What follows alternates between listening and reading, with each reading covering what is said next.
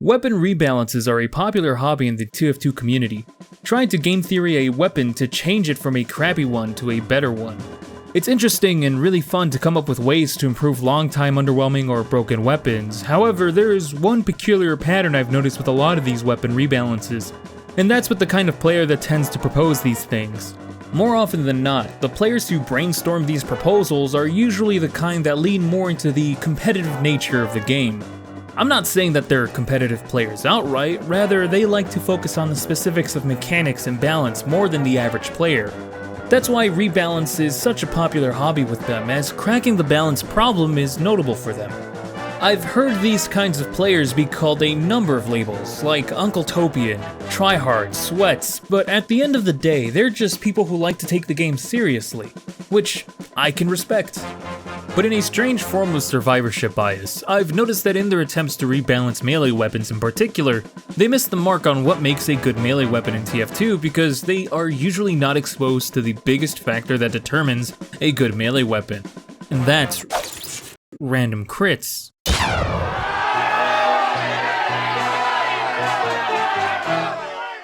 Although it's no rule or law, those who take TF2 seriously and appreciate TF2's in-depth mechanics tend not to like random critical hits and thus play in environments that keep random crits off, such as with competitive 6s or Uncletopia servers. And I totally get the frustration, and if TF2 were to remove random crits on primary and secondary weapons, I'd be completely fine with that. Watch this old Uncle Dane video to understand it further. However, where I disagree heavily is with random crits being disabled for melee weapons, as I would argue that random crits and the greater likelihood of a random crit occurring for a melee weapon is what makes these stock melee weapons viable in the first place. That is where all weapon rebalances for melee weapons should start at, and if we were to look at other existing melee side grades, then it would just show how well Valve understood the role of the melee weapon. So let's dive right in.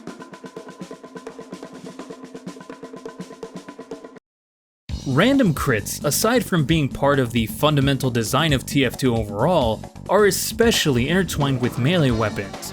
I'll touch on more about stock melee damage, but just know that with random crits, a melee weapon deals 195 damage. That's enough to one-shot most classes, excluding heavy. Though that might not seem balanced at all until you consider that it doesn't happen all the time, and the range is super duper short. What the gameplay effectively comes down to is you gambling for a crit, if you can land your hit, that is. Let's go gambling! Aw, dang it! Aw, dang it! Aw, dang it! Aw, dang it! Now this is a knife. In fact, melee weapons have a greater crit chance compared to other weapons, which stack on top of the random crit ramp up through recent damage. For a competitive-minded player, this sounds awful, but for everyone else and even Valve, it sounds more like a comeback mechanic. TF2 being a casual game that you're not supposed to take too seriously, a random crit adds to the game that little bit of volatility that makes the game interesting. This is where I heavily disagree with Uncle Dane, because in a casual game like TF2, the better player doesn't always have to win. And if it means giving the little guy a little bit of fun with a random crit here and there, I say what's the issue? The random crit melee is an equalizer in TF2. It's meant to be your last-ditch effort to kill someone, and it's your attempt at praying to RNGesus to bless you with an instant 195 damage. And it's just something that is very funny and fits perfectly with the tone of TF2. That is, if it lands. Because, honest to God, you guys who vow that it happens way too often are dealing with some serious survivorship bias of the nth degree. It only happens a lot because you only ever see it happen when it lands. What about the billion other attempts to inflict melee damage that either miss or are completely outclassed by every other single weapon in the game, including the SMG and the syringe gun? See, the reason why I'm downplaying the efficacy of a melee weapon so much in this video is because I truly believe that the stock melee weapon without random crits is so useless that if you turn off random crits, you basically invalidate every melee weapon that doesn't have any utility whatsoever. 65 base damage is pitiful and completely undertuned for a weapon that has such short range and firing speed. Why pull out a melee weapon when you can just deal almost 100 damage with every other gun at a quarter of the time? My hot take is that if you're dying that frequently to a random crit melee attack, consistently enough to complain about it, I'm sorry, but that sounds like a total skill issue. Not that there's anything wrong with that, of course. But what if melee weapons were rebalanced to deal a consistent damage that was much higher, like 85 or even 100 damage per swing without random crits? Well, I think that would just exacerbate the issue we see now, where rather than being a last resort, the majority of the gameplay with a melee weapon would be baiting out enemies or winning engagements way too frequently. It's obvious that with the original design of the melee weapon, Valve wanted you to not use melee weapons frequently or to have consistent performance with them, rather having them be something of a last resort or a desperate call, instead of something that could legitimately replace a primary or secondary weapon. In a way, this design definitely factored in Valve changing their mind about passive attributes on melee weapons, having them factor in only when actively in use rather than something you could just hide and never use yet still benefit from greatly. And I think this segues greatly into my utility argument. There is a long-standing belief that melee weapons are and should be reserved as a utility slot for side grades. The reasoning being that stock melee weapons are completely useless or that it's just meant to give you utility. The stock melee options are in the game for the purpose of equalizing, but also for the purpose of being backups. In the same way that secondaries are backups for the shortcomings of primary weapons, melee weapons are backups for the shortcoming of all ranged weapons, that being ammo. So they still have a use, but if you remove random crits, that use gets shrunken down so small that it's practically non-existent. So all in all, the stock random crit melee weapon is designed to be an equalizer that can deliver high one-shot killing damage, just not all the time, and is meant to have this gambling gameplay that fits great with TF2's casual nature. So what should be taken into consideration when redesigning melee weapons is to ask, what makes this weapon more intriguing than gambling for a crit? You can definitely see this with some of the most popular melee side grades in TF2, from the utility of the GRU, to the resource gathering of the Ubersaw, and even with the boring exchange of the Equalizer, which just takes the concept of stock melee and cranks it up with much higher stakes. And to further my point, let's take an example of a bad side grade. But rather than just critiquing some random person's rework, let's take a look at one of the worst official reworks in the game, and that's with the Extinguisher. Initially, the Extinguisher critted burning enemies while having a downside of 50% damage versus non-burning players and no critical hits.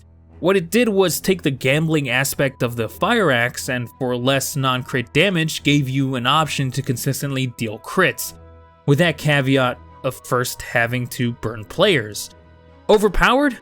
Definitely. Especially when you could just light them up, air blast players into a corner, and then deal a guaranteed 195 damage. It was very powerful, and the downside was negligible. A very intriguing exchange that was pretty much a straight upgrade. It did need a nerf, taking all the risk out of the weapon and requiring something that Pyro was already doing was just too much. So with the Love and War update, they changed it to mini crit from the front and full crit from the back, meaning that in the typical engagement, the weapon only dealt 88 damage. Now, the weapon sucked. Because if you were to ask what makes this more intriguing than gambling for a random crit, the answer is not much.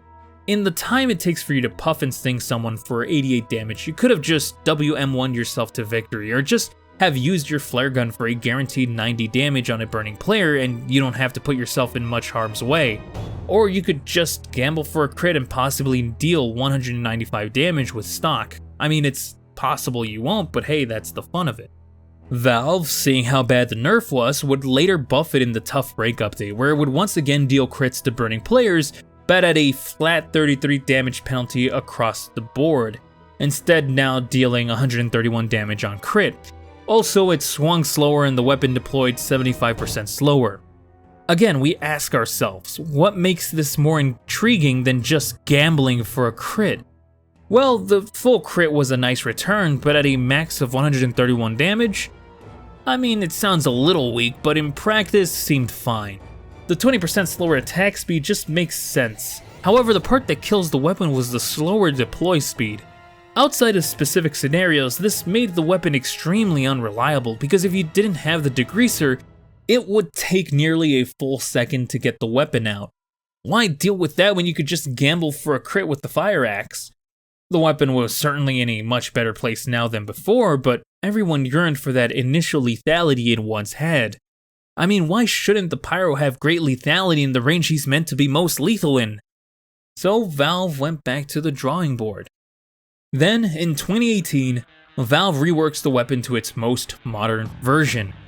Now it deals mini crit damage. Bonus damage is based on the remaining duration of afterburn, more time means more damage, and holster speed is now 35% slower. Oh, and kills add a speed boost effect. So many different mechanical changes. It's so cool! It's modern! Look at how many attributes it has! And barely anyone uses it. You know the deal. What makes this more intriguing than gambling for a crit? Honestly, not much. What is the speed boost even for? So you can go on a killing spree? Good luck against people with guns that deal more damage than you at a fraction of the time. And in order for you to deal immense amounts of damage, they have to have this long afterburn, which at that point you might as well just continue M1ing if you have the chance. What's the point of dealing nearly 200 damage if the enemy player already was near death to begin with? There's just too many conditions with this modern Extinguisher for it to be attractive outside of diehards who try to make it work, or people who don't play with random crits on. I honestly think that the original Extinguisher was good, it just needed a proper nerf in the right area. I think that a proper nerf would have been to just cut Pyro's max health by 25, making him the same 150 HP as the medic, making Pyro into more of a glass cannon. If you're going to have more consistent lethality at close range, might as well sacrifice some survivability to go along with it. This changes many breakpoints to Pyro in the game, but at least it gives classes that are more vulnerable to the Extinguisher a chance to more easily kill an Extinguisher Pyro before it gets within effective range, forcing the Pyro to be more aware and to have better positioning to be rewarded that sweet, sweet crit. But anyway, I hope this analysis gives you more insight to how the melee unlock ecosystem works within TF2. Random crits are the lifeblood of how these weapons are balanced, as well as making the game casual and fun. Don't take the game too seriously. While it is a masterclass in PvP design, ultimately you're meant to have fun with it, and that sometimes means letting the underdog win every once in a while. While I understand random crits are not favorable for all weapons in the game, I think it fits perfectly with melee weapons. And you should definitely take that into consideration when designing a rebalance for a melee weapon. And if you get random critted by a melee weapon, don't get mad. You'll have plenty of chances to return the favor.